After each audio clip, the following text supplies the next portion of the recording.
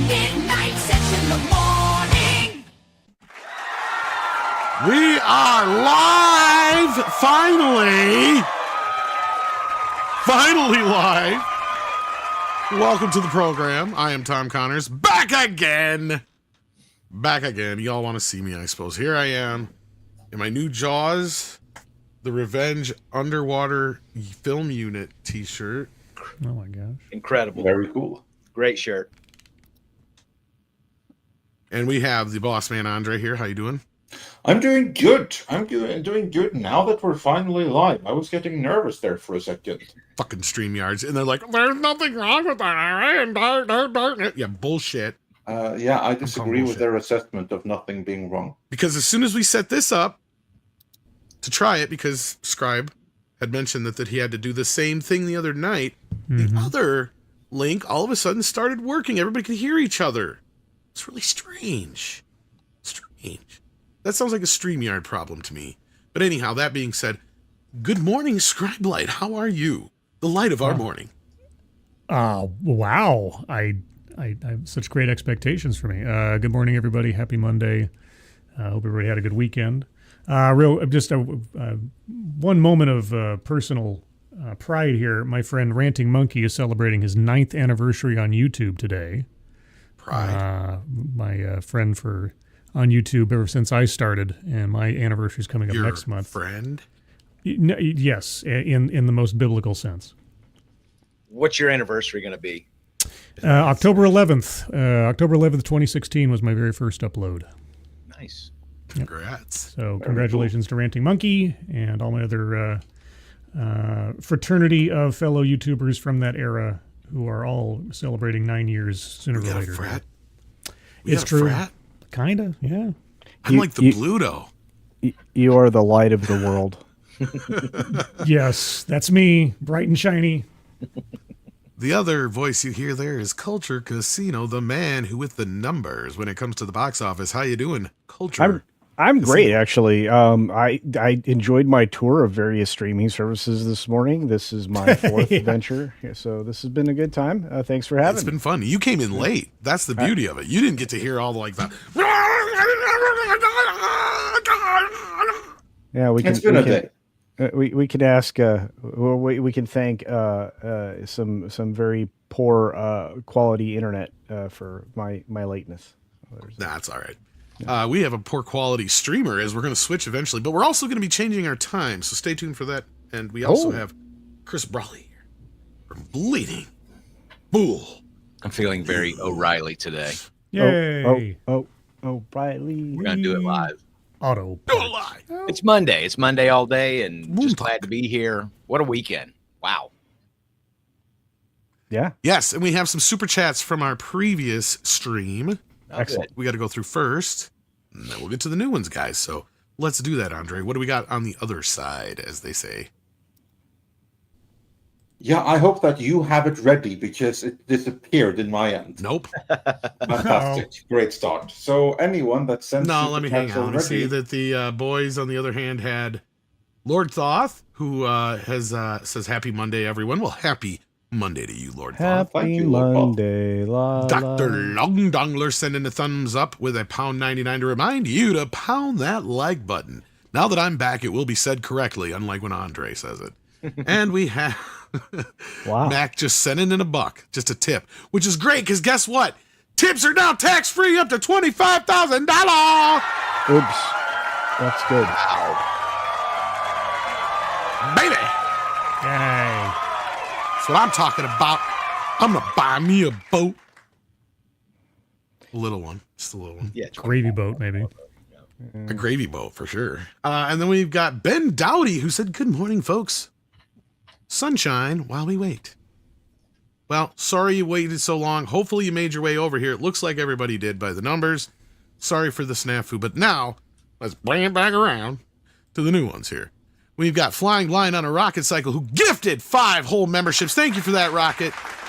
We appreciate that. Rockin' man. And hopefully 5 other people appreciate it as well. So say thank you if you got one to Flying Blind.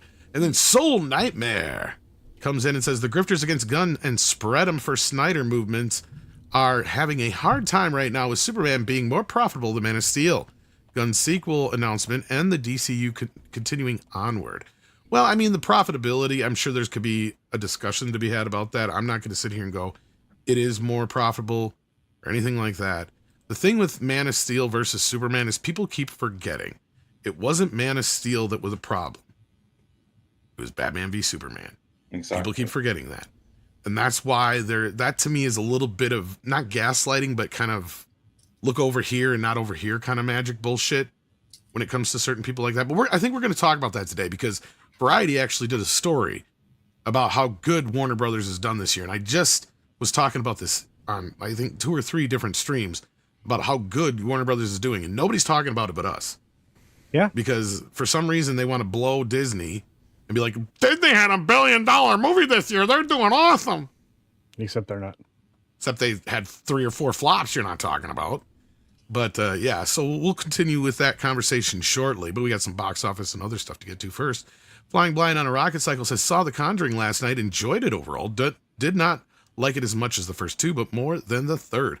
I've heard a lot of people are enjoying this one. And is this supposed to be like the capper, the end one, the last of all of them, or something like that? Yes, I saw it last night as well. Yeah. And it's pretty much accurate. Well, there's no accurate opinion when it comes to taste, of course, but I find myself in agreement with this opinion that the movie is good. It's not as good as the earlier ones. It's not quite like an Endgame or anything like that. If you have seen the first Conjuring movie, you're good. You don't really need to have seen all the others.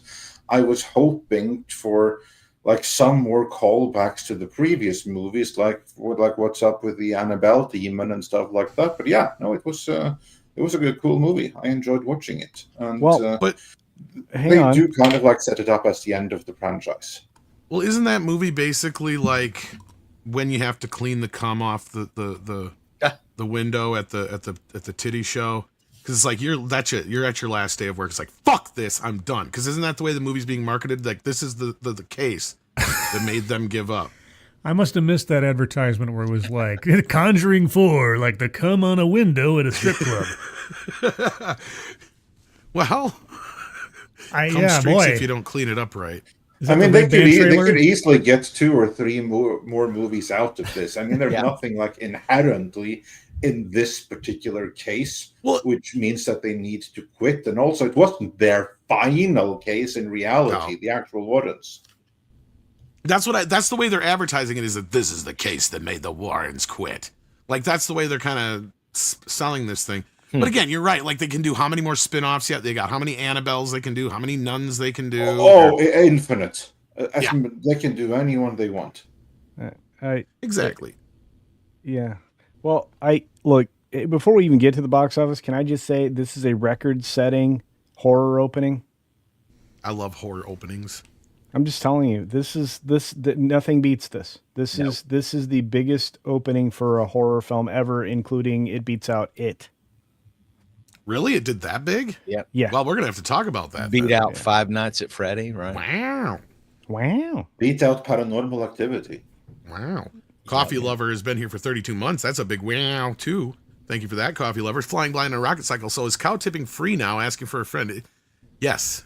Cow tipping has always been free. Unless you get caught. You're caught. Yeah, exactly. I just said it, unless you get caught. Yeah.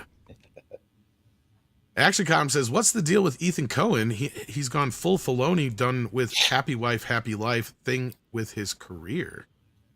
Ethan Cohen, huh? Well, yeah. I mean, you have to keep the witch happy. It's a good year for Warner. Yeah, it is. What did he do? What did I miss? I guess that's my question. That he did that has gone ultra woke.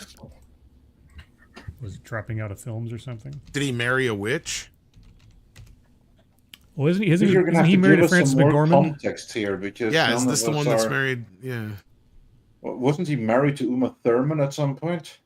One of them was. I don't remember which one's which anymore. I think he's married to Trisha Cook, but I could be wrong. Yeah, this one's married to Trisha Cook. Okay, so the other one is the one that's married to. Joel is married to Joel is Frances one that's, McDormand. yeah, okay, my mistake. So who's Trisha Cook? I understand it's Yeah, his last. His Queer, most, it's a go ahead. queer, non-traditional marriage. Just so She's you know. an editor, a screenwriter, and a producer. Yeah. Anyway, he's Well, his wife's a queer. How could she be? I don't know. Well, that suggests that he is a queer and it's an arranged marriage, right? What? Well, I they don't both have understand how that partners. works. They both have partners. Oh, yeah, it's a Hollywood fucking marriage. Yeah. Anyway, Stellan Mondstad has been here for 37 months. I don't even want to acknowledge that shit. Okay. Okay, you got it here. Honey Don't filmmaker Ethan and Trisha. What is this now? Reteam. Okay, what is this? He sent me something here. Scrap. Well, you it's gotta tell me. it's a detective it movie porn? that's like a lesbian detective movie or something. Oh, yeah, that's right. Yeah, Did they remember I detect- was telling you guys. What the no, lesbian detective movie? They're looking for a dick. No, this is that's a great joke, Tom. But I'm just gonna say, remember when we were going over this film, Honey Don't, and I said this is the second in the lesbian trilogy. Yep. There's a trilogy. Yeah, thought, so no, this the is third- a threesome. Yeah, coming. we're gonna get It's gone. Wow. whole lot of Gonna come. unfortunate These are language. just coming like left and right. Like, and Paul's not here to fill in, so I got to add some color. Oh no, Doing it. all the fillings on the window still. Somebody get us out All of on this. the window. Help me. Yeah, so there was another movie called Drive Away Dolls with Margaret Yeah, that was the Qualley. first of the lesbian trilogy. There's a second in this, and quote, there aren't enough lesbian genre movies, says Cook, who looked at Honey Don't as a way to, quote, switch the gender norms, unquote, in the detective movie and have the lead be a, quote, classic femme fatale, kind of sultry, very seductive detective. We wanted to do a butch femme thing, playing around with the gender norms of classic detective stories, unquote. It's a dick with no dick. I'm going to tell you, this trilogy really does swish. Anyway, man, I think it's time, kids. it's time for Midnight's Edge in the morning. It's time for Box Yo. office. the stinky box office. Actually, it sounds like Juana Brothers had a. This is bigger than I thought. It made over $100-some million. Its opening. Oh, let me reshare this because I shared the whole window and that looks dumb. Let me Yeah, fix do it. this. Yeah, do that. Let me Fix it. Let me fix it. Let me fix it. Be more professional. I'm so sorry. Okay, there we go. Now, Okay, here we go. Less Now, swishy. so The Conjuring, yeah, 84 million. it did really well, and that's here domestically. By the time you add in the international, believe it or not, it set a record at 194 million global. Wow. It's the biggest global opening for a horror, overtaking it. You are correct, sir. How are they getting? I'm seeing 188 everywhere. That's even what we reported at Bleeding Fool. Where are they getting? Is that the worldwide? Yeah. That's a global number, and I'm getting that directly from Variety. Yeah, that's what Variety's saying, but no one else is what I'm getting at. Not even the numbers. See, updated. Oh, sometimes those numbers and Box Office Mojo, they're a little late to the game. Okay. They take a bit to update. But So is Bleeding Fool. Then we're a little late. I'm sorry. It's okay. Well, I mean, that sometimes that doesn't mean you're pregnant, though.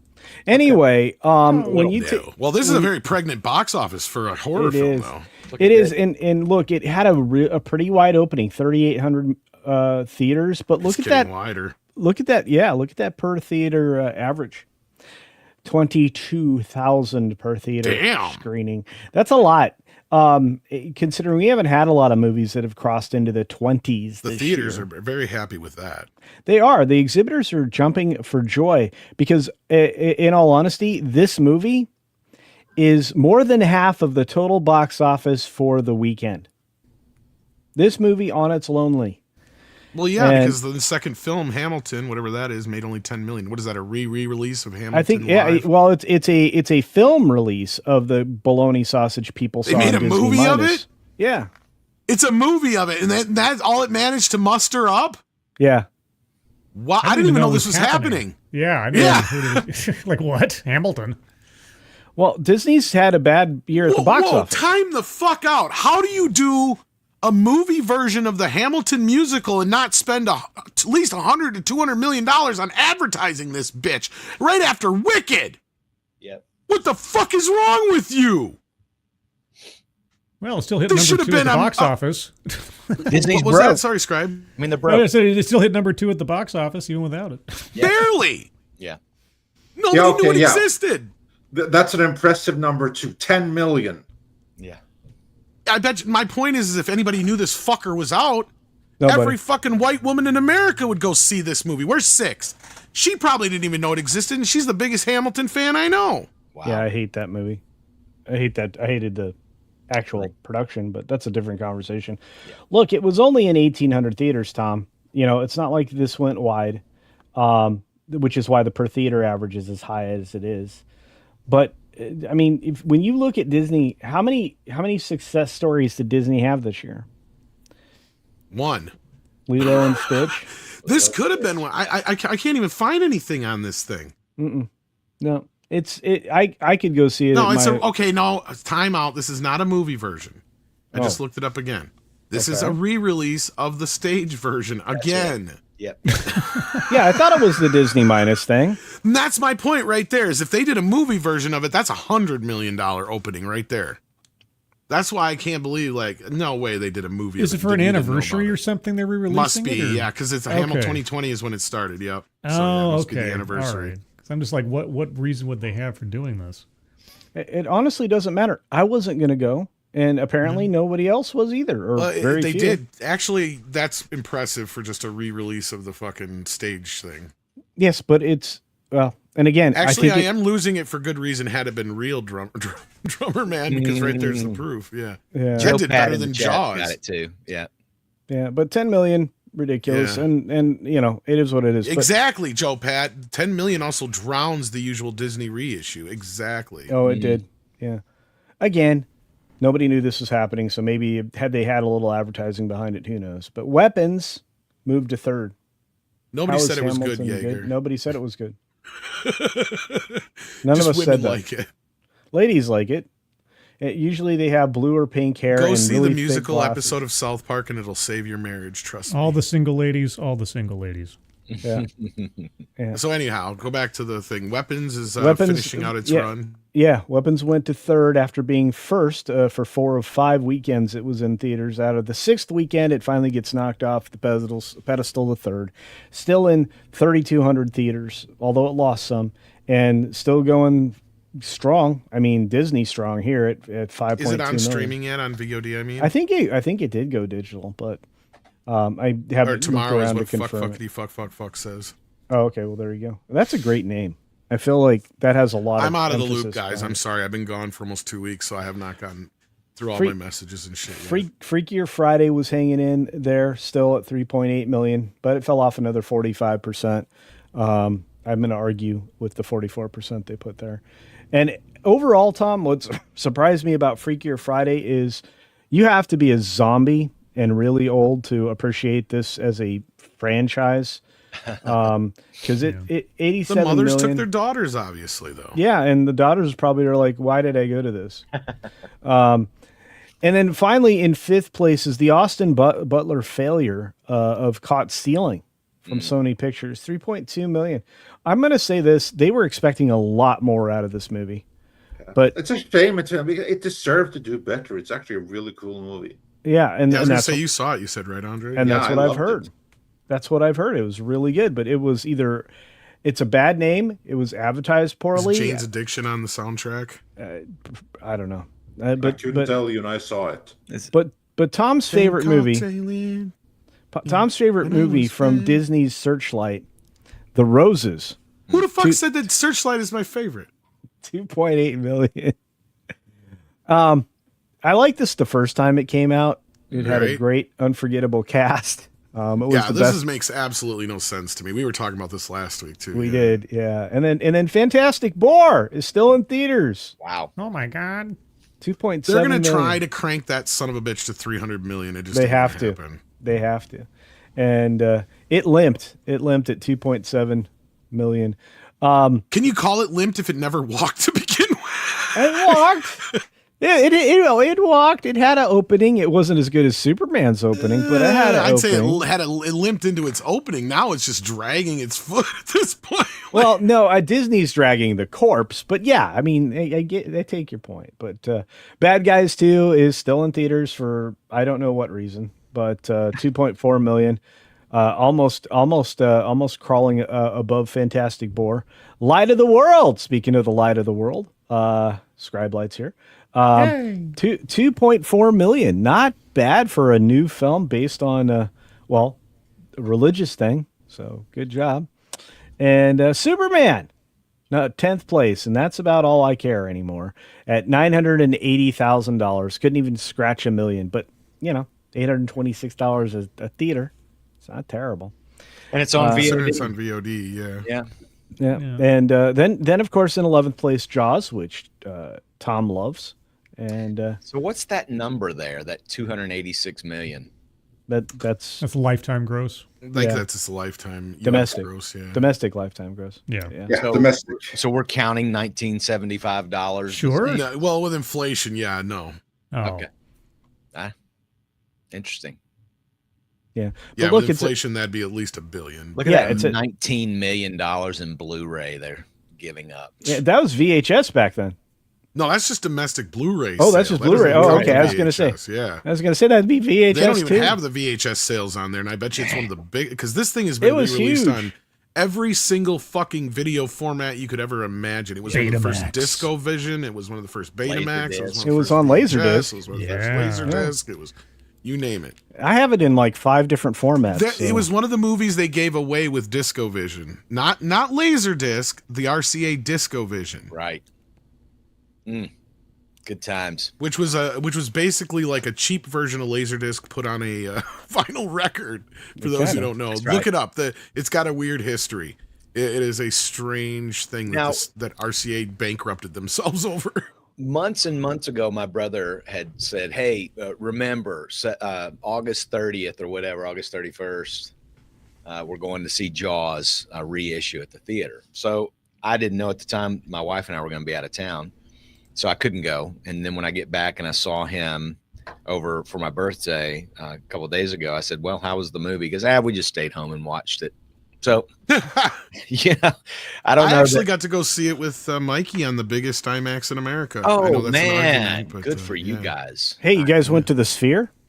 I'm gonna fucking kill you. Jeez Louise. Vegas. My God. Now I got to be a character witness at the trial.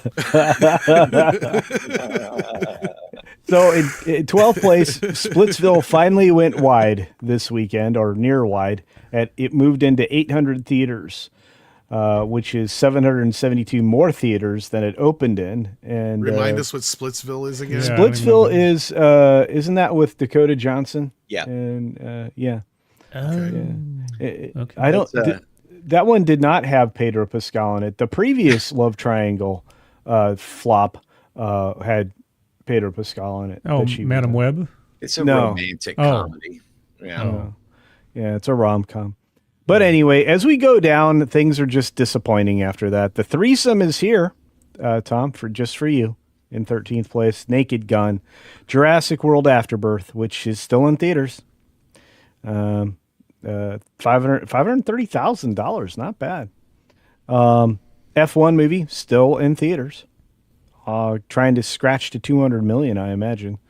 Nobody Yeah, 2. domestically that just hasn't done it nearly as well, obviously. But yeah. Well, no, it's F1 is an international thing, but And then we got the Toxic Avenger down there, which Andre saw. it's probably god awful. It looked god awful. It I was can't believe it's made $2 million. the film. Yeah. The film was called unreleasable after the film circuit.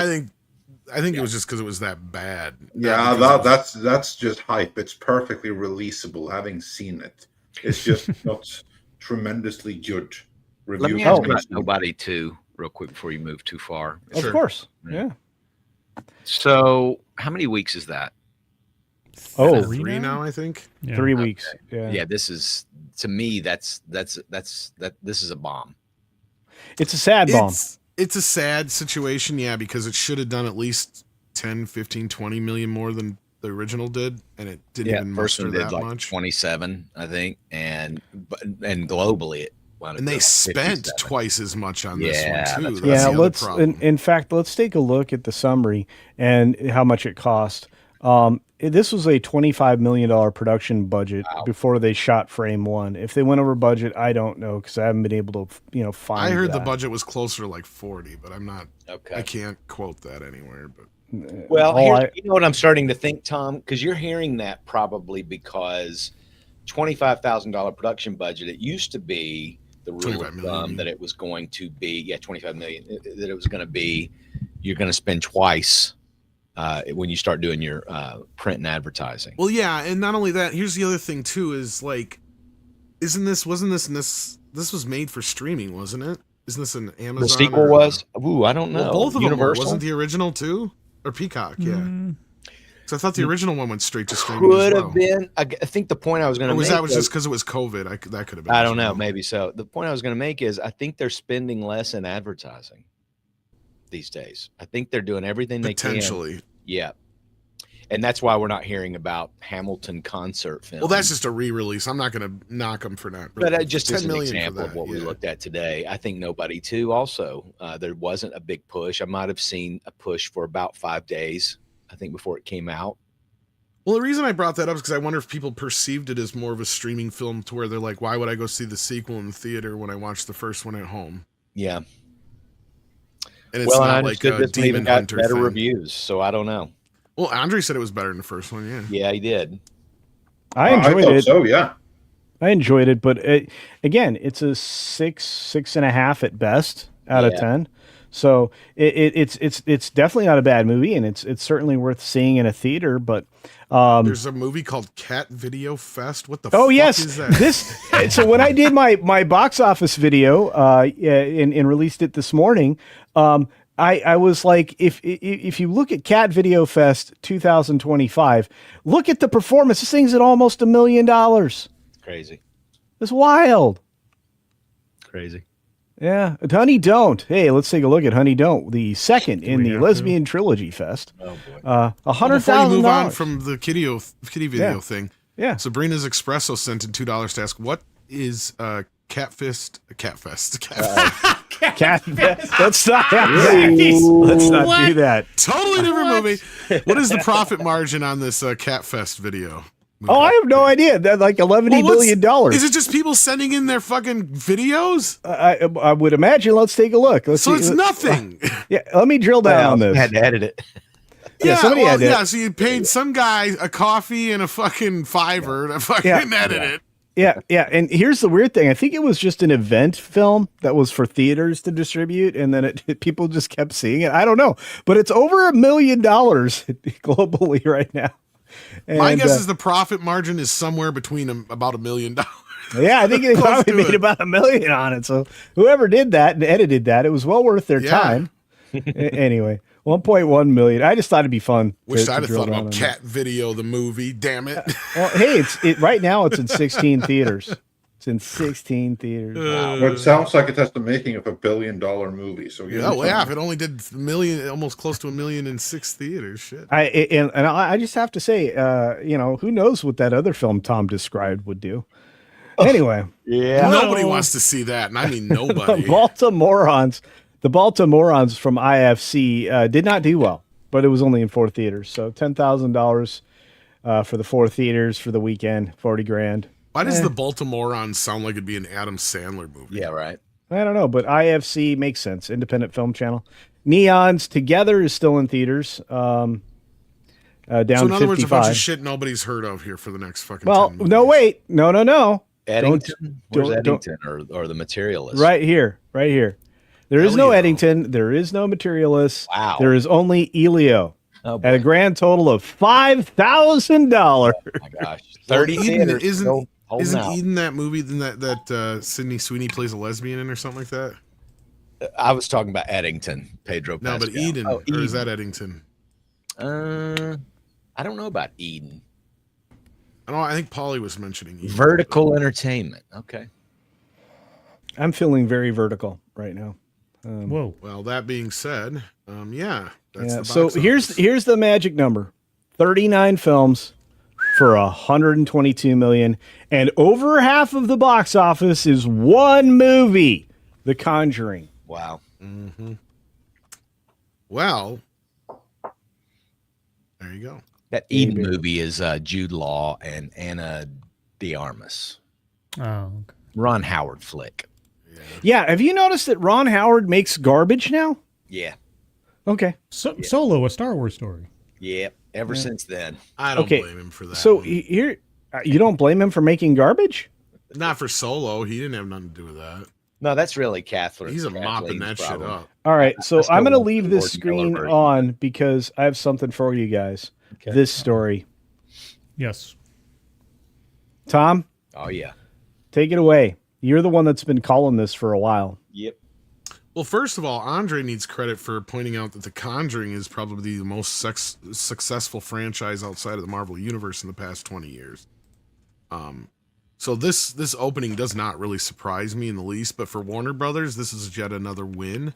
This is what, their seventh consecutive movie, opening with over $40 million, and I mean, It's their eighth movie opening at number 1. Yeah, I was gonna say they've had a hell of a year now with the stuff they've had. Even their smaller films have been doing really well. So, look, the proof is in the pudding. We said that at about the 2-year point, we'd start seeing what Zaslav is doing to the studio or doing with the studio, and this is what he's doing. And his mantra seems to be make it cheap and make it likable. Right. Yeah, that's what I was going to ask is like, how much can you attribute this to Zaslav legitimately? I think it's more or less his pressure of what I just said. And you know what the thing is and this is the great point of Jaws, right? Like, is being re-released right now is people forget that movie is probably only good because the fucking shark didn't work. Had the shark worked, it would have been just another B movie. And Steven Spielberg would probably just be making horror films, right? Because it was the necessity of trying to come up with something because you're limited, right? And I'm not saying you always got to limit people on purpose, but sometimes those limitations can bring out the most inspiration and some of the best stories. And when you got, what has been one problem with the Marvel films altogether, besides the woke, besides all that crap, has been that basically they are nothing but a bunch of money thrown at special effects, and the 90% of the movies are animated.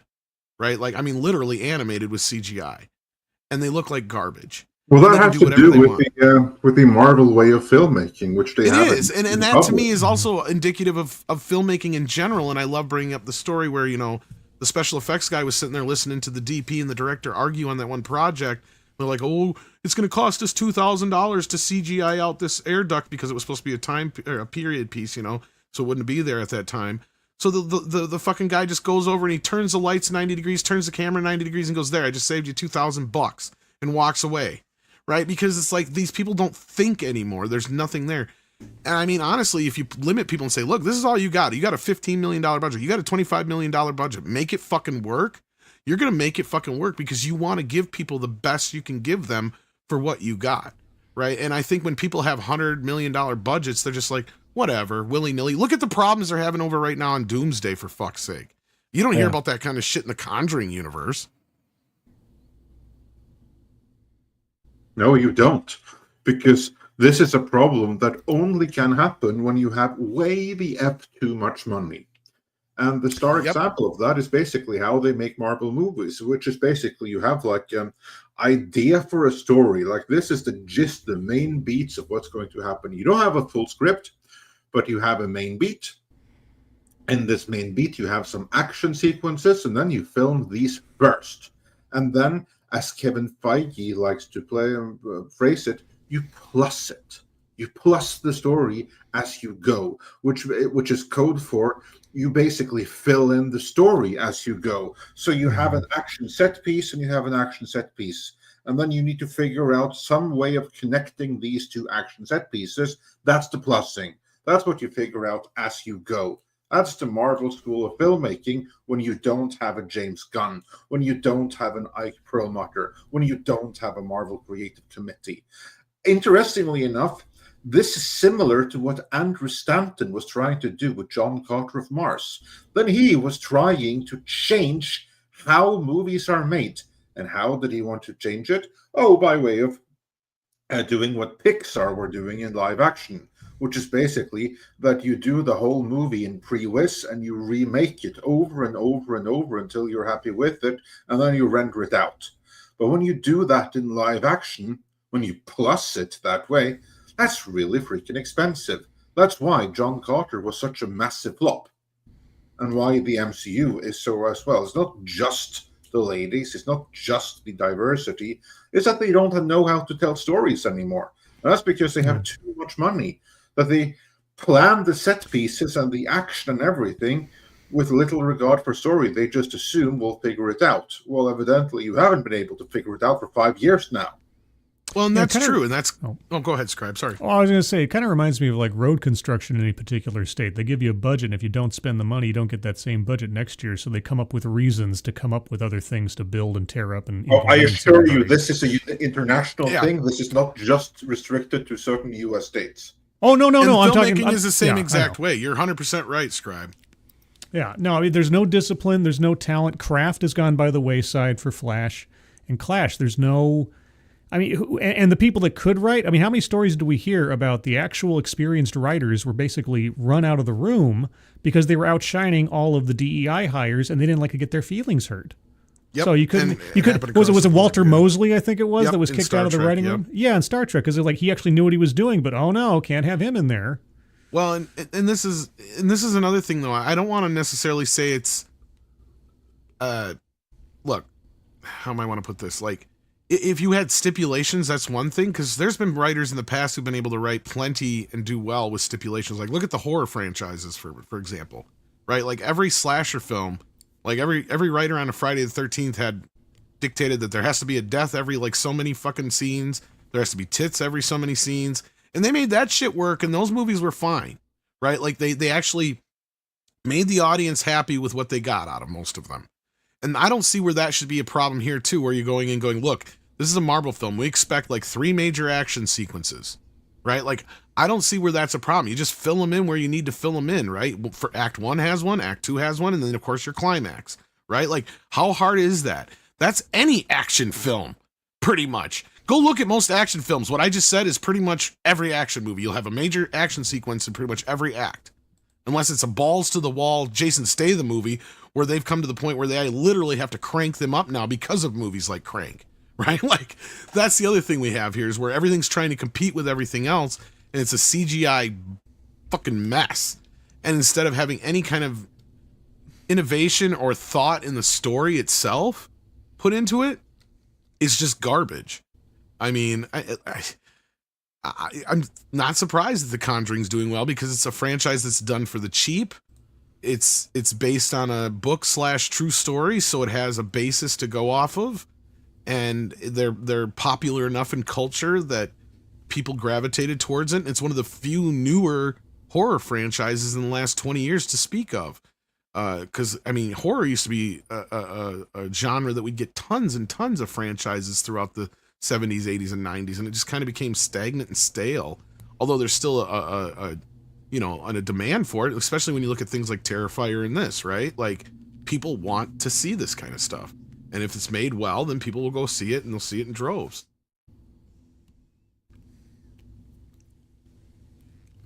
Yeah. And I think the bottom line is you don't need $120 fucking million to make a movie like this. So the funny thing is that even, sorry, I didn't mean to intercut, but like when the MCU started out, they didn't. Of course, they had like 125, but they didn't have the massive budgets that they have right now. But what they wasn't the first Iron Man like 60 or 80? Exactly, that's what I mean. It was still real expensive movies, but it wasn't anywhere near as expensive as it is right now. And while they were always winging it to some extent, they weren't winging it in the same way that they are right now. They had to rely on some level of creativity and storytelling to get people engaged, and that's what they have to do with horror movies. I mean, there's some level of CGI in The Conjuring, obviously, but it's sparse, it's little, and much is practical. And still, look, people are flocking to it because it's real storytelling with real people. Well, and Jaws was winging it a lot of the time too. But still. But the difference there is they had a basis to, well, actually there is no difference because they had a basis to work from, right? The book. Marvel is the same thing, but they're just rejecting the basis. That's the problem here, right? Like, instead of going back, look, we know we don't have this story together, but we know a few things about what we're working from, so let's just try to do some things that are in the comic book for now until we work out the storylines. They're not doing any of that kind of shit, right? Like, they're not even pulling from any previous comic books outside of the crap that nobody likes. Well, so Conjuring is the latest feather in Warner's cap, but okay, so what what is the secret sauce, or what old lessons is Zaslav applying that nobody else is anymore that's making Warner so successful compared to others? I mean, what's the discipline, do you think? What's the through line to this? I think first of all, it's the budgets. I think second of all, it's drop the fucking agendas and just make movies that people want to see. And what I mean by that is when they test these things, anything that gets remote icks from people when it comes to the woke crap or anything like that probably gets excised, if there is any. I mean, look, a lot of people in our circle debated about Superman, but let me tell you something. Outside of our circle, people aren't debating it. Most people enjoyed it just fine. Right? So that's what I'm saying. They're making a lot of safe films with things like Minecraft. And, you know, The Conjuring is a very safe franchise. Because all you do is just make another bump in the night fucking movie. That's all it is. Yep. So is a story like this a concession to Zaslav's success that they otherwise wouldn't want to make previously? Because everybody was hating Zaslav. Yeah. Well, and again, I mean, there's not a lot of Zaslav in that headline, is there? Nope. No, save for Yeah. Warner And again, Brothers. you know, you're not wrong that he's not hands-on telling him, do this, do that. Make sure that the scares are there. So bring more blood, bring more. He's not doing any of that. He's just saying, this is your fucking budget. I want you to bring it in under budget. Safran is a guy, and this is why he brought him over on DC. That he's been behind this franchise too. Him and James Wan. Yeah. That's why. Yeah. Because these movies have been made for nothing. They're not. Like, they what don't was the cost budget of money. the first franchise? Or the first movie? Like, it was ridiculous. It was like sub 20 or right in the 20 range, if I remember right. But yeah, I mean, it was. I was really thinking cheap. 18, but yeah, I know it was nothing. It to me, it's insane. Even Annabelle's pretty cheap because they don't even use the special effects like Chucky. No, right? Like, because Annabelle, they hardly ever show her move from my yeah, memory. the original Conjuring was 20 million. So yeah, Yeah, I was gonna say yeah. So it may have been originally greenlit at 18, but you know, I can see him spending $1 million or $2 That original extra. Conjuring also went on to make 316 mil. Yeah, it didn't do too bad. Yeah. No. Yeah. In fact, I was saying in my video I dropped this morning, just on the box office, which I do every Monday. The interesting thing about that is that this film might actually beat out Sinners, which had a really solid run. Yep. So Warner Brothers understands horror, but do you know who else understands horror? AMC theaters. Mm-hmm. And the reason I say that is because they just created something called the Slash Pass. I saw that. Nice. Nice. It's $66.66, and you can pick up to 6 movies. Oh man, that's great. Yeah, it's a lot of 6s. Didn't it kick off with this movie? I thought that was the I thing. think I saw. think this is the kickoff. Yeah, I was movie. gonna say. Yeah. Right. Well, you know, the 1st of September is kind of the beginning of the Halloween Halloweenies. horror season. And believe you me, they're gonna re-release a bunch of those. Considering how good these re-releases have been You doing. think about it too, man. Kids are back in school, so what do kids like to talk about? Horror movies.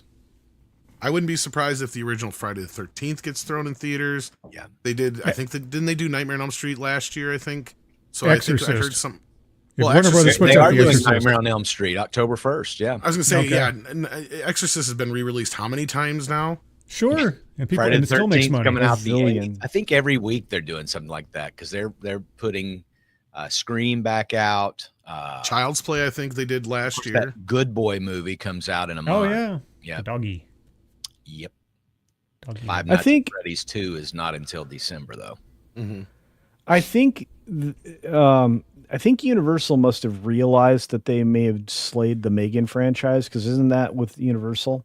Yeah. Yeah. Yes. Yeah, it could have been their Conjuring, but they killed it. Well, let's be real. The third film should have been Chucky versus Megan, and they fucked up. And look, I mean, we're going to get another FNAF movie here soon. So Yeah. I mean, there's a lot Well- of horror coming. So Actually, War Monkey, it's funny you bring that up. I know some people who are working on Ghoulies right now, Ghoulies. Ghoulies. and I was upset because we could have fucking got in on that shit.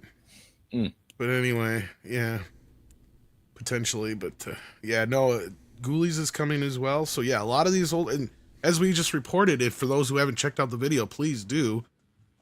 Warner Brothers is desperate to get another Nightmare on Elm Street off the ground in some way, shape, or form too. Don't. There's no. It's not going to work. It's just not. Without Well, they Robert want to Englund, do it's it with not gonna Robert work. Englund if they can, but Well, if they can, I don't know what else they could do otherwise. And he's Jackie they Earle need- Haley again. Make something new. Let it Yeah. go by, or find some way to effectively pass the baton in some fashion, but not anymore, Freddy. I say you do 3 films with him. You sign him up for 3 films. You do the first film as a prequel, where he doesn't have to wear any makeup till the very, very end. And even then, all the makeup is done through CGI and stand-in. That's how you get him to do it. I have to ask a And then the question. other 2 movies you just make are just regular movies. And that would be great and all, but I have to ask a question. How long do you think we should allow these franchises to drag on? Because we've got another 28 Days Later movie coming from the world's worst Ugh. director, Yeah, most Costa. entitled chick on the planet. And that Bone Temple thing, and I'm not looking forward to it, especially after what I got with this Let last me one. tell you the number one thing about horror movies culture. Okay. Oh, okay. The sequels suck. Not always. No, I know, but that is the rule. That is one of the golden rules, is that the sequels always suck. Okay. Well, Hollow- the even number sequels almost always. Well, I think that's more of a rule of a thumb than an Yeah. actual. Yeah, that's what I mean. Like, it's a rule of thumb, and like most horror films, like, I mean, even if you ask Randy and fucking Scream, like the sequels always pale in comparison to the original. Sure. Not the 87. Howling 2. I mean, come on. Well, that's because your stepsister's a werewolf. That's a little different. Halloween 3 is awesome for not being Yes, a it Halloween is. movie. Halloween 3 is amazing. That doesn't even count as a sequel, though. I That's know. why yeah, It shoulda- it that- shoulda you're- gone- You're getting see- into semantics here, though. So many of these franchises should have gone anthology. They should have stopped with trying to carry Well, over the same villain, Couldn't just gone the Conjuring, anthology. couldn't the Conjuring kind of do? And Yes. hasn't it already Sure. kind of? I mean, what Yeah. was that Curse of La Llorona or something? That Yeah, They've done a that few Yeah, of the yeah, that's a spin-offs, kind of like an that's It's yeah, a the spin-off. priest from the Conjuring. It's specific Yeah. and canon Yeah. is disputed. Let's Yeah, it's put it called that The Well, what's Conjuring, funny- not the Warrens, so they can do whatever. Well, what's they want. funny Right. is that the Warrens were actually characters technically in Poltergeist. Those characters in the movie that come in and Yes, they're technically, based yeah. on the Warrens. Okay. Yeah. That's true. Okay. Yeah. I mean, And didn't they could- have something to do with the actual Amityville case as well? Yes, Ooh, I I think don't- so. I think they insinuated themselves into it in some fashion. Yeah. And they do appear in the Annabelle Comes Home briefly, I guess. That's really about their daughter, right? Yeah, it is about there. So is this new one, by the way. Same Yeah. doctor. Okay. So yeah, no, that's Yeah. again like the Conjuring universe. It's a cinematic universe that's right up there with 10 Marvel movies. right now. It's better than Marvel. Yeah. 10 Look, movies, just I so mean, come people on. know, I have nothing against sequels. It's just a rule of thumb, like Andre said. Like, Yeah. to me, a lot of my favorites are generally sequels, right? Like, I mean, I'll even argue sometimes that Scream 2 does a really good job of commenting on how sequels are. I mean, I know Andre hates the Scream franchise, Yeah, but to me, Scream 1, 2, 3, and I haven't 4. even seen anyone beyond the first because I hate the first that much. Wow. Well, that's the thing, is they have that effect, right? Like, they're the Watchmen of the horror films, and unfortunately, from that point on, we got a lot of the same effect, and that was the deconstruction of horror, just like Watchmen was the deconstruction of comic books, superheroes. It's the same thing that happened, and now we're coming back around now again. Terrifier was one of the main things that really kind of brought back the old classic slasher film. Sure. The Conjuring is bringing back the old classic haunted horror house kind of thing, like Poltergeist and that kind of a thing. At You've the had- same time, though, it's also something brand new. I mean, it's the Oh, I yeah, would say yeah. it's the next evolution of the haunting movie. Mm. Yes, that's what I'm getting at. And then, you've also had like, Or the I don't know how possession, many yeah. different exorcism movies and stuff like that in the last few years. That's its own genre. I mean, even though they can't get a new Exorcist movie to work, but like, we've had how many other ones that aren't The Exorcist? Like, you even saw one with Russell Crowe and some other ones that I know you gave some shit to, I think. But The Pope's other people Exorcist. seem to like- The Pope's Exorcist, yeah. Yeah. Yeah. Warner Brothers got Zombies and Mortal Kombat vampires are on 2 their way out, next but year, yeah. but they're also doing another Evil Dead movie or distributing it. I think Yes, That's another franchise that's it's still a going, sequel yeah. to Evil Dead Rise. that's it. Evil Dead Burn is the name of it. Yes, Yep. that's Yeah. Mhm. Yep. I just hope it's better than the last one. Yeah. It won't be. But that have to remake admit, of that though, last one. Oh, go ahead, Andre. I Sorry. have to admit, though, I think the last one is honestly my favorite in the entire franchise. Wow. What? Rise. Better than Evil Too Evil bad Dead Andre 2? had to go back to his home planet. Oh shit! We What? just got news that he died on his way back to his home planet. Oh my god. Poochie, no. Poochie. Whenever Poochie's not on screen, everybody should go, "Where's Poochie?" That's the one about the two sisters, Andre, really? Yeah, I it's the hated one- that one. It's like the woke one, man. What the fuck? No, it's not too. Well, yeah, it's like the mother in the family that gets Yeah. like possessed, like proper possessed. Okay. But you know that the kid in that is that trans guy or kid, whatever, from fucking. Oh, okay. I like Yeah. the movie a little bit less now, but still. Yeah, that one from fucking. Yeah, Hunter Schafer, is that the one? Yeah, no, Oh, not Hunter Zelda? Schafer. No, No. The one that's Oh. in The, One Piece. One Piece. I haven't Oh, even- I don't know well, what that is. Yeah, fine. Yeah, the Either guy. way. It used to be a I- girl. Now he plays boys. Okay. Either way, I still think it was a really efficient horror movie. And I'm able to separate that because I'm a big fan of Ash, not that big a fan of Evil Dead.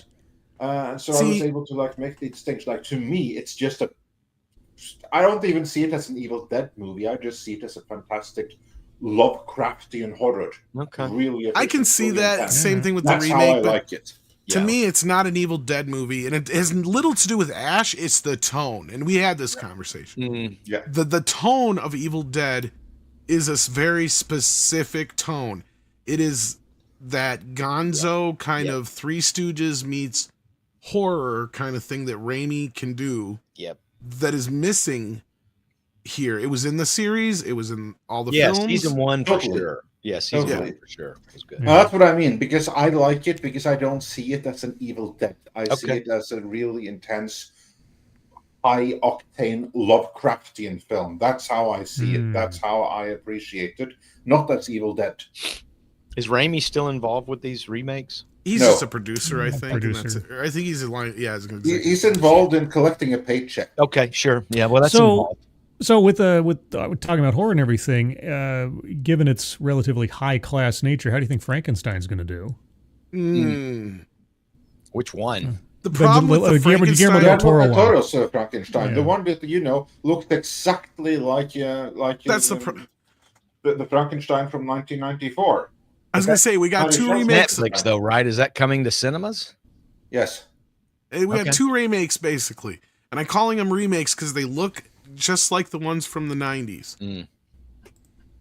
You got that Dracula one coming from was it Luc Besson, Yeah, Yeah. and then you got Guillermo del Toro's Frankenstein. Both of them look like identical ripoffs of the movies from the 90s, both acting like they're doing something new and original. And I Okay, love but- Guillermo del Toro. That one's probably Yeah, gonna be the he better may- of the two. And for all we know, he may be doing something new and original. But by the looks of it, it's shot-for-shot remake of the 1994 movie, which is natural because that was a page-for-page adaptation of the book. Okay, but Aside let's from a not few things, but yeah. let's not forget that they're making a Frankenstein spin-off called The Bride, Yeah. and the person directing That's right. that is Maggie Gyllenhaal. Now, isn't that supposed to be a remake of the Sting movie? Which is technically a sequel to Frankenstein, don't get me wrong, but isn't it Right. all based on a musical or play or something like that? Not a musical, but a play, I think. I don't know. Isn't Margot Robbie in that one? But that's what I'm wondering, because if it's a remake of that, of the stage play or the movie, then that's what I'm curious about. Because if it's something new and they're acting like it's something new, it's like, motherfucker, that's already been done, and I can't believe you're not being sued. That's where I'm coming from, because you didn't even... The Bride, and you're doing the same thing, that's copyrightable. Because that's an original thing they did off the public domain story. The film draws inspiration from James Whale's 1935 film Bride of Frankenstein, itself adapted from Mary Shelley's Frankenstein. It doesn't say that it's a remake. I or would takeoff sue of them that. motherfuckers. The only good Frankenstein remake was from 1973, Frankenstein, The True Story, starring Oh. James Mason and, gosh, what was the actor's name? I know it had Jane I know the one Seymour you're talking about. I'm too. trying to remember if I have that one or not. Michael Sarrazin, I think. Not Michael Cera. Frankenstein, a true story. 1973, British-made. The film stars Leonard Whiting as Victor Frankenstein, Jane Seymour as Prima, David McCallum as Henry Clerval. That's right. James Mason as Dr. Polidori, and Michael Sarrazin as the creature. The creature. Yep. Oh yeah. Oh yeah. Jane Seymour. Ooh. Oh. God, Universal is so fucking stupid right now. You know how fucking Now, stupid they are? Warner Brothers has The Mummy coming out next year too. Another one, I think. Yeah. Yeah. Completely different one. Yeah. Oh, I have to take off, seriously. gentlemen. Sorry. I know you got to leave, but I know, Scribe, you'd agree with me. Like, I can't believe Universal isn't leaning into their OG. Yeah. Well, they're gun shy because of Dark Universe. Yeah. I mean, and the Wolfman tanked. The Invisible Man was probably their last quote unquote success of using the old characters. But none of these even remotely evoke the originals. Like, I'm not saying no. You know, like they should have Dracula and Frankenstein all look like the classic Universal monsters, just amped up like they did in Monster Squad. Yeah, it shouldn't be. It's just like making a Blade movie. It should not be that difficult. The plan is right there. It's the architecture's been built for you. Just make the movie. But I think the Dark Universe thing put a sour taste in their mouth. I think anything they cut, like the Mummy movie. We think about the movie coming out. I mean, I think they're going to make a sequel to that Tom Cruise thing. That was my first thought when I heard like they're making another Mummy movie. Like they are? Why? Oh, they're remaking it again, and you I know. Why? But I had a pitch. I had a pitch for there's a sequel. Since we're talking about sequels, there's a sequel I think needs to be done. There's not much time left to do it, but this needs to happen. And I made a poster for it, and I want to pitch it now. I just want to let Columbia Pictures know. Air Force 1, 2, 3 if by air. That's right. See, 1, 2, 3. He looks even more aged up. Now, Get off my fucking plane. Yeah, exactly. So there you go. You see, where's Phoebe? Yeah, I don't know, but anyway, so yeah, we get Harrison Ford back. Even though I think he died in the first one, we can still bring back Gary Oldman somehow, and we'll make it happen. Yeah, see him in the cast list there. So somehow you did it. Yeah, I know. It just was I think he just copied and pasted. Shush! Don't ruin the trick. Stop it. Quiet, rubes. Anyway, but I got a split gentleman, unfortunately. So I think Harrison would actually do that movie. I think they should. They might as well have him fly the plane. He can crash it and break his arm or something. It'll make. I've seen that movie. 50 million. Calling it now. But so granted, the StreamYard doesn't crap out on me tomorrow as well. Tomorrow, Tuesday, 12:30 Pacific, 3:30 Eastern, will be my next episode of DEI Death Watch. Take a look at what all the latest news and amazing things in the wonderful world of diversity, equity, and inclusion. And then Thursday, per usual, at 6 p.m. Pacific, 9 p.m. Eastern, TED Excellence. And I don't even know what my options are this week. It was such slim pickings last week. I ended up doing how some lady was proposing that Europe needs to become less colorblind, which was something. But my options, some of my options this week may include emergency dance parties and the transformative classroom, breath as an act of rebellion, and failing forward, why you should create your own crises. Well, and the whole thing with the racism, isn't that where it originated? So that's what they tell me. The white man created it, so yeah, they should embrace their past. Exactly. We need to be color conscious, not color blind. So says this lady. But anyway, guys, have a good rest of your Monday, and I will. Unfortunately, I will not be here Wednesday. That's why I wanted to promo my stuff now, because I got a business meeting that'll take me out. Oh, but I will be here Friday, barring something else coming up. So awesome. All right, everybody, take care, and I'll see you in the funny papers. See you when we see you. See you, Scribe. Piggy. Culture thinks he's leaving early, but he's not. I have to. I actually stayed a half hour late because we were tardy today. Leaving. We started a half hour late. No, you're not leaving. Yeah. Okay. But yeah, this is what we should have right now from Universal, right? Yeah. Like this is the Monster Squad. But I mean, how hard is this? That's all they did in the Monster Squad is they just updated the classic, and they did this. These are all 25% different because they couldn't. This is not a Universal picture even. They actually went out of their way. Stan Winston did to make sure, like the bolts on Frankenstein, they're not on his neck; they're on the top of his head and stuff like that. And obviously the emulate's different on Dracula's. Like just a few variable differences to make sure they didn't get sued.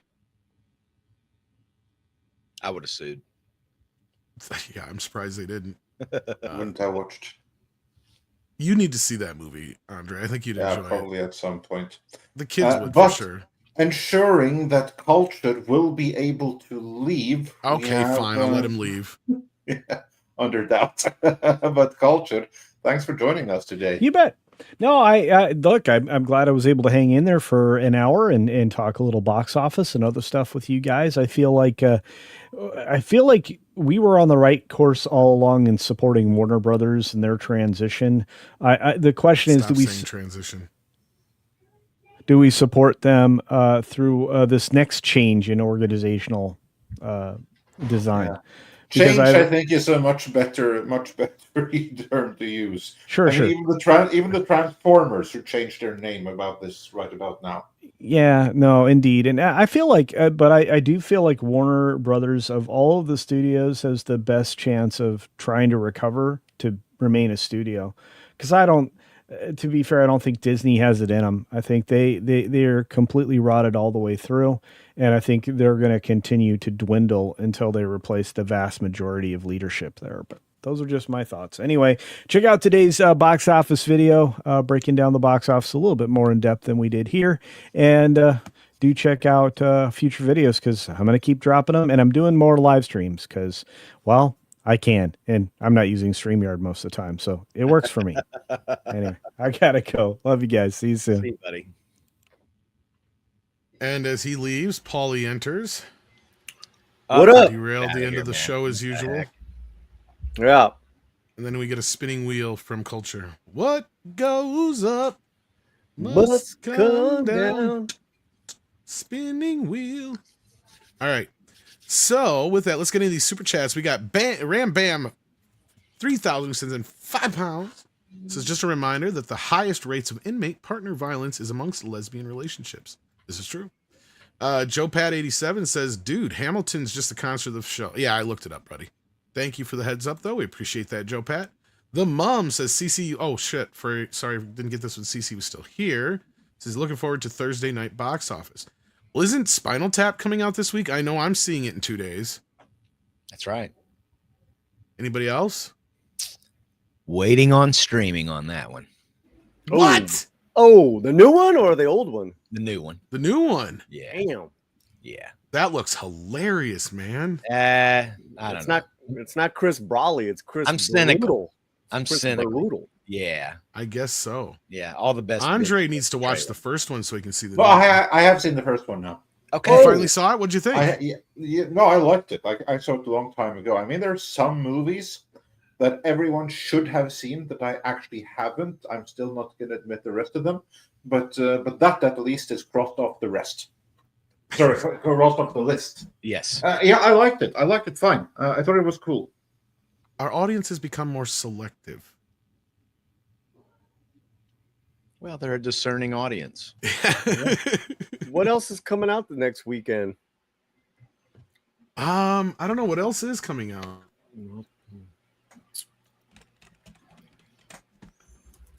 Let's see here. What is? I'll check. this? I'll look it up. I I'll look got it up. I'm looking. Demon Slayer, Downton Downton Abbey, and the Long Another Walk. Downton Abbey. Long Walk. Yeah. The Long Walk, Long that Walk. looks amazing from the trailer. They're pushing the shit out of the Long Walk. I even got a Yeah. thing in the mail for it, Wow. Really? Wow. but I don't know about that one. I don't know. Did they change the ending on this one too? I don't know. Like Don't know. Hope not.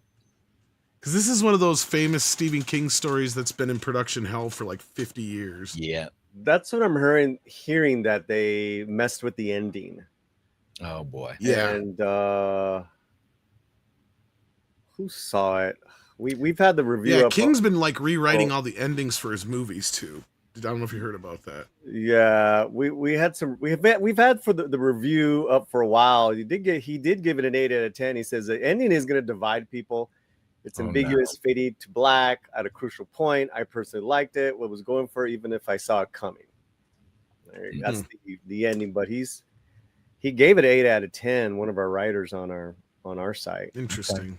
So Yeah, I don't know. With Stephen Great. King, I'm kind of a. it's a great young cast, and he's saying that everyone's saying that Hamill puts in a great performance as the villain.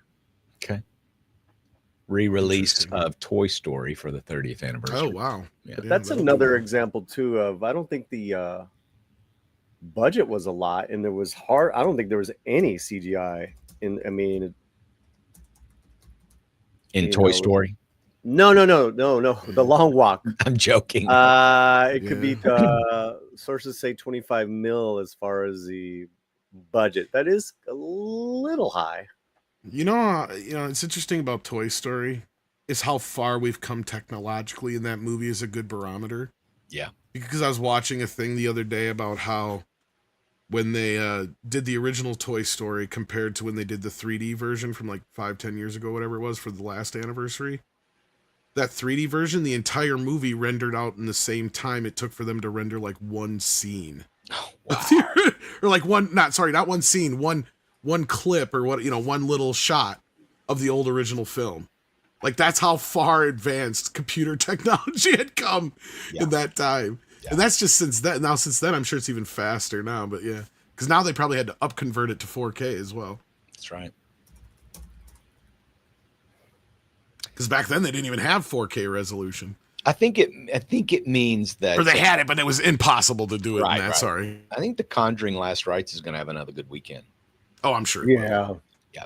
I think hopefully Spinal Tap will do okay because the re-release of Spinal Tap did better than I expected it to. Yeah. So, I mean, that movie doesn't have to make a shit ton. That's the beauty of it. Right. Because it costs nothing to make.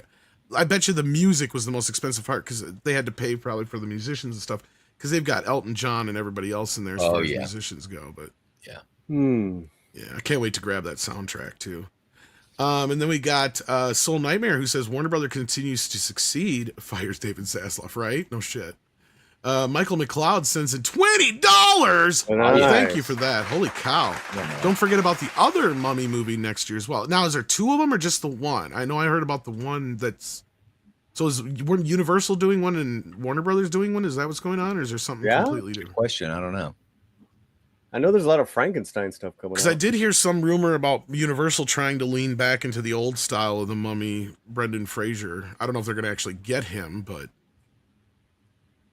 they could do worse than to try and do another reboot of the fucking Mummy, though, with Brendan Fraser, to be honest with you. Okay. Yeah, people are saying just one. Yeah, so it's just the one. I think it's the Warner Brother one. Yeah. I think you're getting confused with The Bride. Yeah, maybe. Maybe, but I thought I'd heard some rumors. That was not anything official yet. But I mean, I wouldn't be surprised with all the way things go with Top Gun 2 and certain other things that they wouldn't go, hey, Brendan, you want to go do, and especially with his newfound success over the last couple of years here. Yeah, try and get him to do another one. It is looking like just one film coming out in April. Yeah, that's the one I think Warner Brothers is doing. Oh, this is New Line and Blumhouse. Yep, that's New Line. Yep. Okay. Yep. So that's completely unrelated to the Universal one. Yeah. Yeah. And then Dark Hierophant asks about the Black Lagoon. I know they'd been trying to, and I know Guillermo's Shape of Water is basically a quasi remake of that, isn't it? If I'm not mistaken. Yeah, kinda. Sure. Because, yeah. But anyhow, was there anything else that I missed in the news? I've been gone for so long. Outside of the few shows I did make it, I haven't really been up to all the news. It's been a relatively slow news week, so you haven't missed out on much. And the most interesting news to me, you even alerted me to, Pink Panther in 4K. That's right. Kino Lorber announced that this morning. Or last night, one of the two. So yeah, all 5 films of the original franchise are getting released. And there are only 5 films, and these are the correct 5 films. The one that Peter Sellers was in every last one of them, and he was still alive by the time it was concluded filming. That's the criteria for a proper canon for Pink Panther movie. If Peter Sellers wasn't alive by the time it stopped filming, it didn't happen. That's right. Yeah. So you got, the Peter Sellers Pink Panther films here with the original, Shot in the Dark, Return of the Pink Panther, Pink Panther Strikes Again, and Revenge Strikes Again. Yep.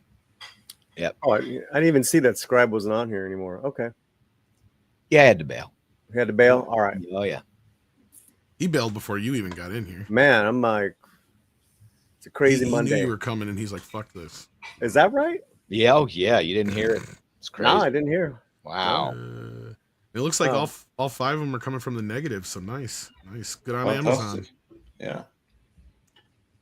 This is what I said about the remake with Eddie Murphy of all people. Like, yeah, if that movie is going to facilitate us getting the originals in 4K, then fine, whatever. It's just another bad Pink Panther movie to pretend doesn't exist. Lord knows there's enough of them already. I One was gonna more say, is not going to make a difference. there's like almost as many bad ones as there is good ones at this point. I think 5 for 5, Well, ain't it? well, Yeah. let's see. There's Inspector Clouseau, which never happened. There's Trail of the Pink Panther, which never happened. There's Curse, Son. which never happened. There's Sun, which so that concludes the original series. Then you have the two Steve Martin movies. So there's 6. There's actually Yep, more 6. bad Pink Panther movies already than there are actual ones. Yeah. Actual good So ones. yeah, what's one more? Yeah. We're getting there. Now we're getting to Star Wars standards here. Yeah. Yeah, that's too bad. No, Shot in the Dark is one of those rare that it Yeah, if it you was a only That's my different play favorite of the altogether. franchise. Yeah, I was gonna say it was a different play altogether before it was even related to the Pink Panther franchise, right? You know what I wish? Yes, it was a completely different play. And the story with the Shot in the Dark is that they were doing a movie adaptation of this play. Fun fact: in the original play, it's very similar, but it's not Clouseau. And the detective of the original was portrayed by William Shatner. William Shatner, yeah. Yes. And then He was upset that he wasn't in the movie, yeah. Yeah, and the only way that they decided that they can make this movie good is to turn the character into Clouseau. Because didn't they cast Sellers, but he was playing the original version of a Yes. different character, and they decided, Yes. to make it a. And I think Yeah. it wasn't it because just they just happen to be the same production company, basically, and all the same. Yeah, pretty much. Because Yeah. if memory serves, Peter Sellers was the one who was cast in the adaptation of the stage play. He Yep. was playing the William Shatner role, but it wasn't Clouseau. And Yep. Peter Sellers wasn't happy with how it was turning out. And so he went to Blake Edwards Yep. and asked Okay. him, please, can you direct it? Because that's the only way he thought it could be good. And Blake Edwards like, this thing is a mess, but I think it could be all right if we turn it into Clouseau. Which then made it a Pink Panther sequel. There you go. Yeah. I mean, And the one that established the accent and everything. It's the only one without the Pink Panther in it, too. hey, I thought I changed my logo. I am a little confused with everything you just told me, though. I'm just telling you. About Pink Panther? Yeah, it's a lot of suns. and It's not for difficult, everyone. actually. It's a little bit inside baseball. Sorry about that, but I just love that franchise.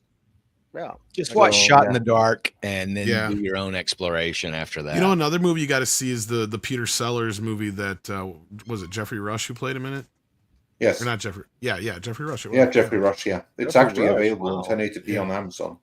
Oh, I did not know that. I got to tell my dude you can make a Blu-ray of it. Yeah. Wow. I've never seen it in fucking HD. I've only got the DVD. I remember ripping that for you. Yeah. That was Life and Death of Peter Sellers. Is that what- Yes, Great that's the fucking one. movie. Yeah. Yeah. That's the one. I don't think I've ever seen it. It's an amazing biopic. Okay. Huh. From HBO. Yeah. Okay. What do you I know? will be right back. Somebody's at the door, I think. Uh-oh. Yeah. Well, we are about to conclude here shortly anyway. But before we do, we got Flying Blind on a Rocket Cycle, who gifted 5 memberships. Thanks so much Wow. for that. And Hitchhiker42 with a member for 11 months, saying, considering how many classic films he was in, Peter Sellers was only 55 when he died. Yeah, he died, but he lived forever. But speaking of living forever, we are about to round out here before we lose any more panelists. So, Chris, what have you got going on? Well, still doing the same thing over at bleedingfool.com. If you want to check it out, we do. I think our top story right now over there is the Winning Streak by Warner Brothers. And this latest, The Conjuring Last Rites, delivered a huge weekend for them. We're also exploring a little bit more about that. Speaking of Warner Brothers, the lawsuit they've slapped with Midjourney AI over what they call brazen theft of their licenses, which I think we discussed here on Midnight's Edge in the Morning last Friday a little bit. But you can check it out at bleedingfool.com or on X at bleedingfool. We're also at bleedingfool on Facebook.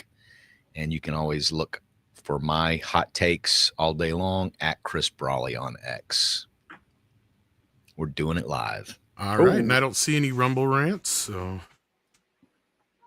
unless we missed some from earlier that I'm not seeing. Yeah, no, that shouldn't be any. So, what a magnificent audience to move over. That you yeah, thanks for that. Yeah. For tech issues in the beginning. Woof. Yes, thank you for being patient with us. We appreciate that. That was crazy. That was crazy. And then, Paula, you got a stream coming up, I think, right after this, where this will redirect you to it. So check that out. And also a reminder, we're going to be going live earlier within, 2 weeks from today, right, Andre, I think? Yes. Okay, so remember that, guys. So it'll be 9 a.m. Central. 6 a.m. Pacific. All that other shit, yeah. Yeah, that'll be 6 plenty. a.m. That way Polly won't show up no 6 more. a.m. I guess it is. Yeah, 6 a.m. I think it's 7 a.m. Pacific. 7 a.m. Pacific, yeah. And then 8 a.m. Mountain, 9 a.m. Get your ass Central, up. 10 a.m. Eastern. I mean, how are you going to be getting up, Tom? Are you already going to be up? What's your strategy? Staying up all night. Fucking What this is your shit. strategy? Fucking this shit. I've been up since 5 this morning already. Oh my God. You drove in, you got safe, you're home. I slept obviously? for like fucking 14 hours, yes. Wow.